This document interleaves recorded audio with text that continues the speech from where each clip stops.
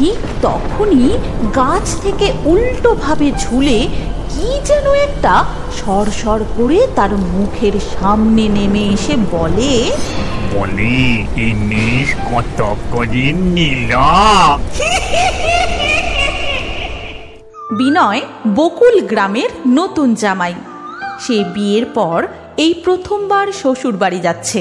আর বেরোনোর আগে সে তার মাকে যখন প্রণাম করে তখন, শোন বাবা, এই প্রথমবার শ্বশুর বাড়ি যাচ্ছিস, বেশ ভালো দেখে মিষ্টি নিয়ে যাস, কেমন?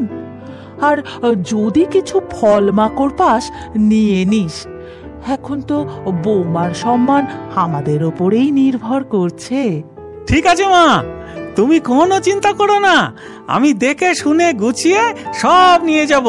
এরপর বিনয় বাসে ওঠার আগে বাজারের সূর্যকুমার মোদকের দোকান থেকে ভালো দেখে মিষ্টি নেয়। কই গো, বেশ ভালো দেখে 100 পিস জল ভরা দাও তো।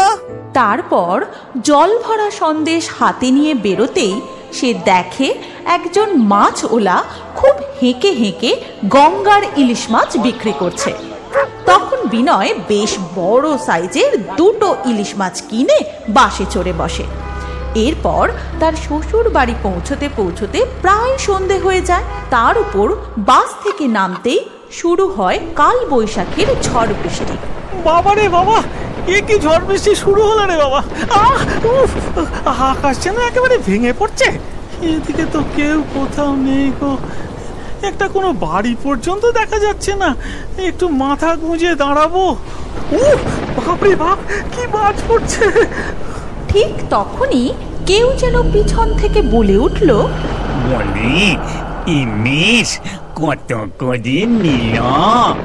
সেই খনা খনা গলা শুনে বিনয় চমকে গিয়ে পিছনে ফিরে দেখে বলে, আপনি কে? কি আমার কাছে কি চাইছেন? বাবা, কি ভয়ঙ্কর দেখতে গো! আমার দেখেই মুখ করছে। আমারই চিনলেন না? আপনি নতুন বোঝে, এই যে আমি মেসোভূত। ভূতের নাম শুনে বিনয় তো ভয় দৌড়তে শুরু করে, কিন্তু ভূতটাও মজা বলি, ইলিশ কত করে কেজি সেটা বলি যান। কিন্তু বিনয় কোনো দিকে না তাকিয়ে শুধু ছুটতে থাকে। তারপর খুব ক্লান্ত হয়ে গিয়ে একটা গাছের তলায় চোখ বুজে বসে পড়ে আর জোরে জোরে হাঁপাতে থাকে। ওরে বাবারে, এ কোথায় এলাম রে! আমি আর দম নিতে পারছি না, আমার বুক ফেটে যাচ্ছে। ঠিক তখনই গাছ থেকে উল্টো ভাবে ঝুলে কি যেন একটা সরসর করে তার মুখের সামনে নেমে এসে বলে, ইলিশ কত করে নিল? ওরে বাবা, বাঁচাও! বিনয় আবার ছুটতে থাকে। এদিকে প্রচন্ড হারে বৃষ্টি ও বাজও পড়তে থাকে। অবশেষে সে একটা কুঁড়ে বাড়ি দেখতে পায় আর সেখানে পৌঁছে দরজায় জোরে জোরে ধাক্কা দিতে থাকে। কে আছেন? আমাকে বাঁচান, দয়া করে দরজাটা খুলুন না। সাথে সাথে এক গলা ঘোমটা মাথায় একটি বউ দরজা খুলে দিয়ে পাশে সরে দাঁড়ায়। আর বিনয় হুড়মুড় করে ঘরে ঢুকেই বলতে থাকে, আমাকে দেখে আপনি খারাপ ভাববেন না, আমি নিহাতি খুব বিপদে পড়ে আপনার বাড়িতে আশ্রয় নিতে এসেছি। একটা ভূত আমাকে না রীতিমতো তাড়া করেছে। ও মা, তাই নাকি? দেখুন তো তাকে। এই রকম দেখতে কি নাই? বিনয় চমকে গিয়ে মাথা ঘুরে সেখানেই অজ্ঞান হয়ে পড়ে যায় আর তার হাতের ইলিশ মাছ হাত থেকে ছিটকে পড়ে যায়। মিষ্টির বাক্স থেকে সব জল ভরা সন্দেশ ছড়িয়ে পড়ে। তখন থেকে বলছে ইলিশ কত করে, ইলিশ কত করে, তা বলেই না।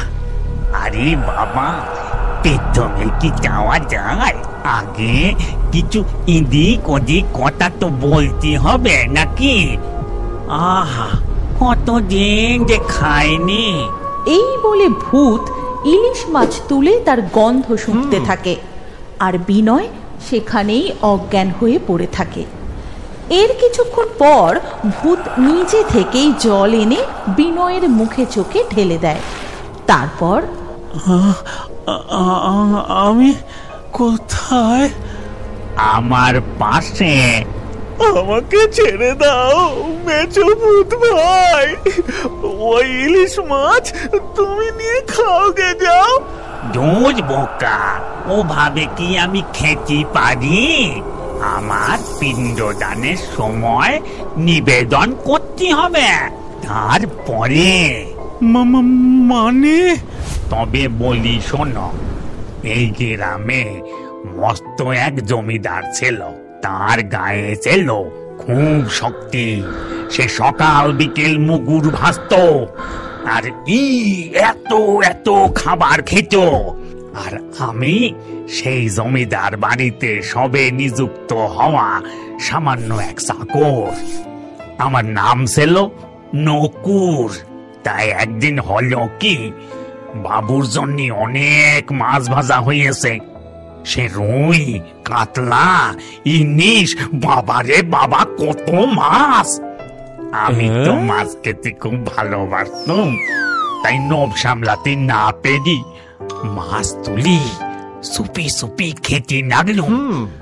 তারপর ওই ইলিশ মাছ ভাজাটা যে তুলি মুখে পুড়তে যাব, ঠিক তখনই গিন্নি মা। ও মা গো, এ কোন সরকারে এনেছো গো? ওগো শুনছো, দেখি যাও। ওগো দেখো দেখো, সব মাছ খেয়ে ফেললো গো। হায় হায় হায় হায় হায়। মুঝে বাবা, বাবু তক্ষুনি তেড়ে এসে আমায় স্যাং দোলা করে তুলে নিয়ে গিয়ে সোজা পুকুরে ছুঁড়ে ফেলে দিলেন, আর পেছন ফিরে তাকালেন না। এদিকে আমিও সাঁতার জানতুম না, হাঁপিয়ে হাঁপিয়ে জলে ডুবে মারা গেল। আর সেই থেকে মেসো ভূত হয়ে ঘুরিয়ে ঘুরিয়ে বেড়াচ্ছি। শ্রাদ্ধ হয়নি তো, তাই আত্মার শান্তিও হয়নি। ও, এই ব্যাপার? তুমি কিছু চিন্তা করো না গো, আমি গ্রামের সকলকে বলে তোমার শ্রাদ্ধের ব্যবস্থা করব, সাথে ইলিশ মাছও নিবেদন করব। কিন্তু তুমি না এভাবে আর ভয় দেখিও না। এরপর বিনয় শ্বশুর বাড়ি গিয়ে সবাইকে সব কথা খুলে বলে, আর সব কিছু শুনে গ্রামের সবাই মিলে নকুরের শ্রাদ্ধের ব্যবস্থা করে, আর সাথে ইলিশ মাছেরও। সেই ইলিশ খাওয়ার পর নকুরের আত্মার মুক্তি হয়ে যায়। এই কথা বলে ডাইনি তার জাদু দণ্ড দিয়ে তাদেরকে জাদু শক্তি দেয়। আজ পর্যন্ত কেউ এত রাতে এখানে আসার দুঃসাহস করেনি। মনোহরপুর গ্রামে হরিকেশ নামে এক ব্যক্তি তার 4টি মেয়ের সাথে থাকত। একসাথে 4টি মেয়েকে জন্ম দিতে গিয়ে তার স্ত্রী মারা গিয়েছিলেন। 4টি কন্যা সন্তানকে নিয়ে সে খুব মুশকিলের মধ্যে দিন কাটাচ্ছিল। খুব কষ্ট করেই তার 4টি মেয়েকে সে বড় করছিল। সীতা, গীতা, রীতা আর ববিতা, এই 4 জন বোনই দেখতে একদম একরকম ছিল। শুধু হরিকেশই তাদেরকে ঠিকঠাক করে চিনতে পারত। তারা সকলে মিলে একসাথে খুব মিলে ঝুলে থাকত। কিছুদিনের মধ্যেই হরিকেশেরও শরীর খারাপ হতে থাকে এবং সেও মারা যায়। 4 জন বোনই একেবারে অনাথ হয়ে গিয়েছিল। আমরা এবার এখানে একা একা কি করে থাকতে পারবো? চলো বোনেরা, মামার কাছে যাওয়া যাক। কিন্তু দিদি, মামি আমাদেরকে আর তাদের বাড়িতে রাখবে না। যদি না ঢুকতে দেয় তখন ভাববো কি করা যাবে। মামা আমাদেরকে খুবই ভালোবাসে, যদি উনি সামলে নেন। এই কথা বলে তারা 4 জনেই খুব ভোর ভোর উঠে নিজের বাড়ি ছেড়ে মামার বাড়ি যাওয়ার জন্য বেরিয়ে পড়ল। রাস্তার মাঝে একটা বড় জঙ্গল পড়েছিল, কিন্তু সকাল সকাল বেরিয়ে পড়ার জন্য তারা খুব সহজেই জঙ্গলটা পার করতে পারল আর মামার বাড়িও পৌঁছে গেল। ওদের চারজনকে দেখে মামা খুব খুশি হয়েছিল। ভালোই করেছিস তোরা আমার এখানে চলে এসে। হরিকেশের ব্যাপারে শুনে খুবই খারাপ লাগলো। আমি ছাড়া তোদের আর কেই বা আছে এই জগতে। এখন থেকে তোরা এখানেই আনন্দে থাক। ওরা চারজন যখন মামার বাড়ি পৌঁছেছিল তখন তাদের মামি বাড়ি ছিল না। মামা তাদের চারজনকে খাবার খেতে দিয়েছিল। ঠিক তখনই মামি বাড়ি ফিরে আসে এবং চারজনকেই সেখানে বসে খাবার খেতে দেখে খুব রেগে গেল।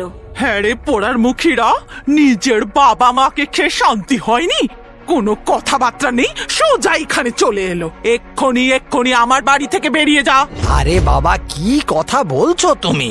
আমাদের ছেলে মেয়ের মতোই তোরা। কোথায় যাবে বলো তোরা এখন? আরে আমি ছাড়া এদের আর কে আছে বলো তো? কে রাখবে ওদেরকে?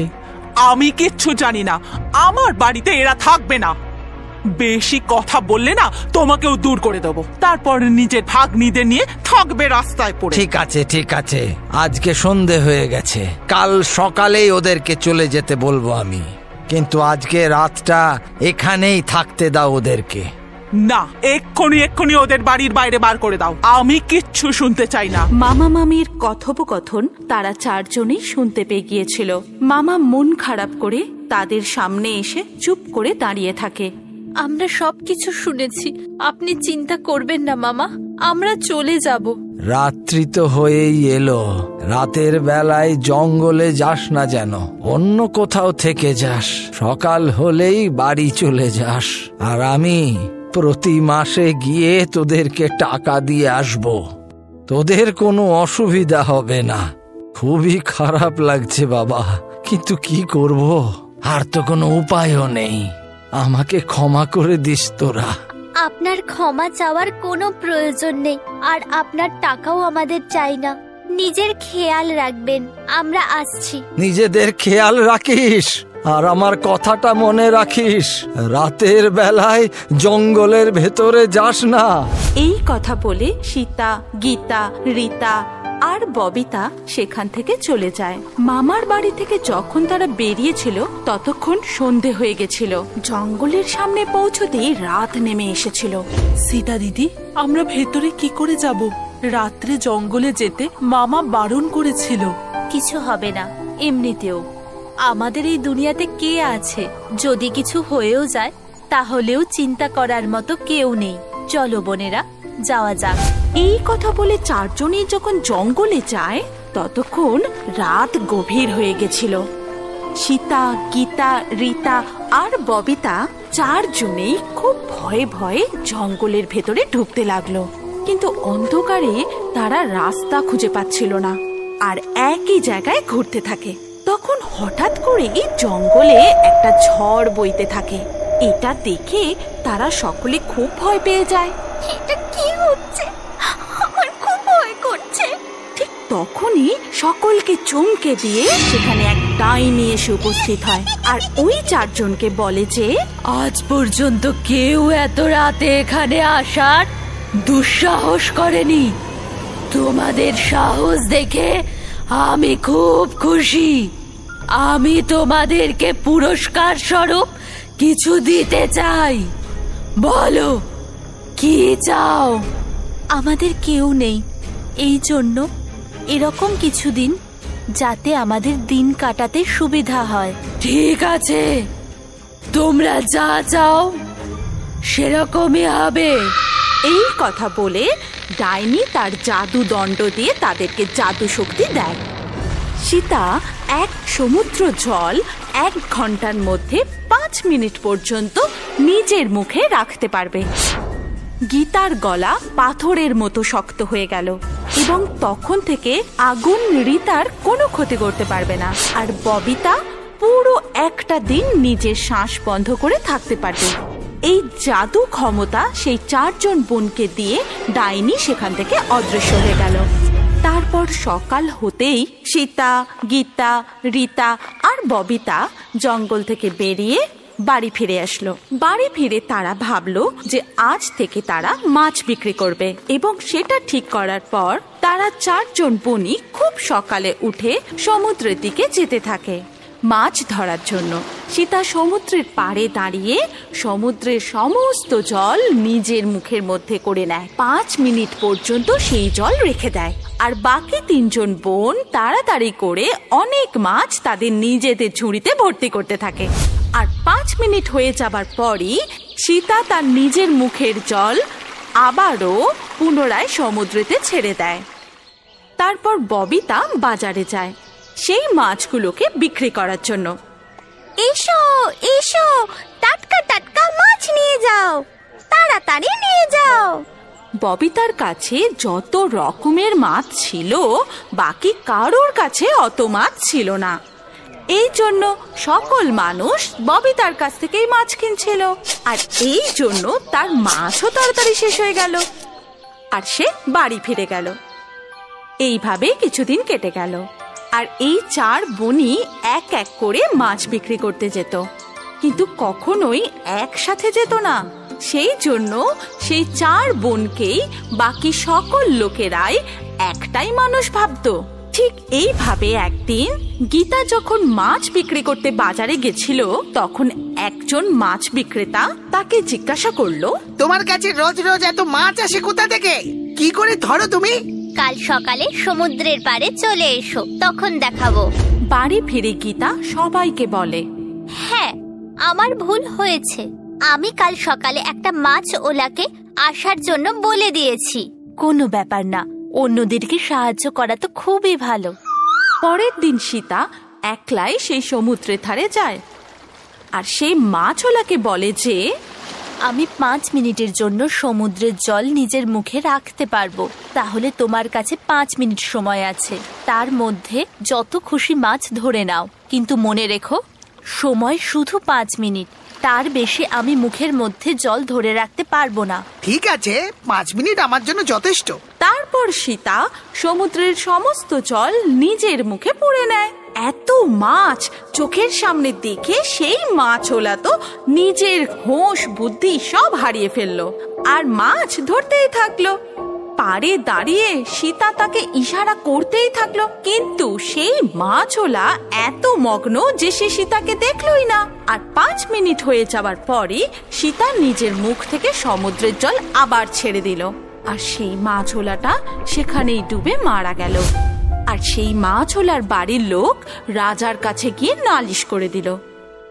আর পরের দিন সীতার জায়গায় গীতাকে রাজার পেয়াদা সবার সামনে দিয়ে বাজার থেকে ধরে নিয়ে গেল। তারপর ভরা সভায় রাজা গীতাকে প্রশ্ন করলো, আমার রাজ্যে কেউ অন্যায় করতে পারে না, কিন্তু তোমার ব্যাপারে আমি অভিযোগ পেয়েছি, তাই তোমাকে এমন শাস্তি দেব যে সেটা দেখে প্রত্যেকে শিক্ষা পাবে। সেপাইরা, আজই ওর ফাঁসির ব্যবস্থা করো।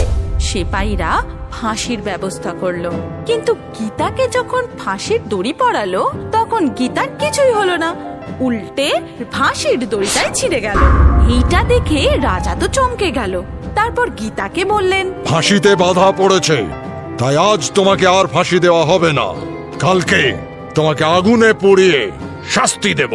আপনি যেরকম বলবেন সেরকমই হবে, কিন্তু আজকে আমাকে শেষবারের মতো আমার পরিবারের সাথে থাকতে দিন, আর এটাই আমার জীবনের শেষ ইচ্ছা। ঠিক আছে, আজকে তুমি যেতে পারো, কিন্তু কাল সকালেই তুমি চলে আসবে। ঠিক আছে মহারাজ। এই কথা বলে গীতা বাড়ি ফিরে আসে এবং বাড়ি ফিরে পুরো ঘটনাটা বাকি বোনেদের বলতে থাকে। সব কথা শুনে রীতা বলে যে, গীতা, তুমি চিন্তা করো না, কাল শাস্তি নিতে আমি যাব। আগুনে আমার কিছু হবে না, আমি সম্পূর্ণ সুস্থভাবেই বাড়ি ফিরে আসব। সকাল হতেই রীতা রাজ দরবারে পৌঁছে যায়। রীতাকে দেখেই রাজা আদেশ দেন, সেপাইরা, আগুন লাগাও আর তাতে ওই মেয়েটাকে ধাক্কা দিয়ে দাও। সেপাইরাও রাজার আদেশ অনুসারে আগুনের মধ্যে রীতাকে ধাক্কা দিয়ে দেয়, কিন্তু রীতার কিছুই হলো না। আগুনটাই নিভে গেল এবং রীতা একদম সুস্থ রইল। এইটা দেখে রাজা তো অবাক হয়ে গেল। তারপর সে রীতাকে বলল, আমার মনে হয় যে তুমি নিশ্চয়ই কোনো জাদু টাদু জানো, তাই তোমার কিচ্ছু হচ্ছে না। এবার তোমাকে জলের মধ্যে ডুবিয়ে আমি তোমাকে মারবো। ঠিক আছে, যেরকম আপনার ইচ্ছা, কিন্তু শুধু আমাকে আজ শেষবারের মতো পরিবারের সাথে দেখা করতে দিন। জলে ডুবে আমি তো কাল মরেই যাব, বলুন। আজ শুধু আমার শেষ ইচ্ছাটা পূরণ করে দিন। ঠিক আছে, আজকে শেষবারের মতো তোমার ইচ্ছে মানা হবে। আজকে তুমি যাও, কিন্তু কালকে সকালেই তুমি চলে আসবে। রাজার কাছ থেকে ছাড়া পেয়েই সে বাড়ি ফিরে সব কথা বোনেদেরকে বলল। সব শুনে ববিতা বলে যে, তোমরা চিন্তা করো না, কাল আমি যাব জলেতে ডোবার জন্য। আমি জলের তলায় নিজের শ্বাস বন্ধ করে ঠিক বসে থাকবো। রাত্রে তোমরা গিয়ে আমাকে নিয়ে চলে আসবে। ঠিক আছে, কিন্তু আমরা এখানে আর থাকবো না। এখান থেকে অনেক দূরে চলে যাব, নতুন ভাবে আবার জীবন শুরু করব। যতক্ষণ আমাদের কাছে এই জাদু শক্তি আছে, ততক্ষণ আমাদের কোনো চিন্তা নেই। পরের দিন সকালে ববিতা রাজার কাছে পৌঁছে যায়। রাজা সিপাহীদের ববিতাকে সমুদ্রের জলে ডুবিয়ে দেওয়ার আদেশ দিলেন। আদেশ অনুসারে সকলে মিলে ববিতাকে সমুদ্রের পাশে নিয়ে গিয়ে সমুদ্রেতে ধাক্কা দিয়ে দেয়। আর সকলেই ভাবলো যে এবার এ মারা গেল, আর সকলেই আবারও রাজদরবারে ফিরে এলো। তারপর রাত্রে সীতা, গীতা, রীতা গিয়ে ববিতাকে ডাকতে থাকে। আর কিছুক্ষণের মধ্যে ববিতা সমুদ্র থেকে বেরিয়ে এলো। তুমি ঠিক আছো তো? আমি একদম ঠিক আছি দিদি, কিন্তু তাড়াতাড়ি চলো, রাত শেষ হওয়ার আগেই আমাদেরকে অনেক দূর যেতে হবে। হ্যাঁ হ্যাঁ, চলো চলো। তারপর চার বোন একসাথে নতুন করে জীবন শুরু করার জন্য বেরিয়ে পড়ল। আমাদের গল্প এখানেই শেষ হলো। আপনার যদি আমাদের এই গল্প ভালো লাগে, তাহলে এই ভিডিওটি লাইক অবশ্যই করুন। আর এখন আরো একটি মজাদার নতুন কার্টুন দেখার জন্য স্ক্রিনের উপর এই ভিডিওতে ক্লিক করুন আর আমাদের চ্যানেলটি তাড়াতাড়ি সাবস্ক্রাইব করে নিন।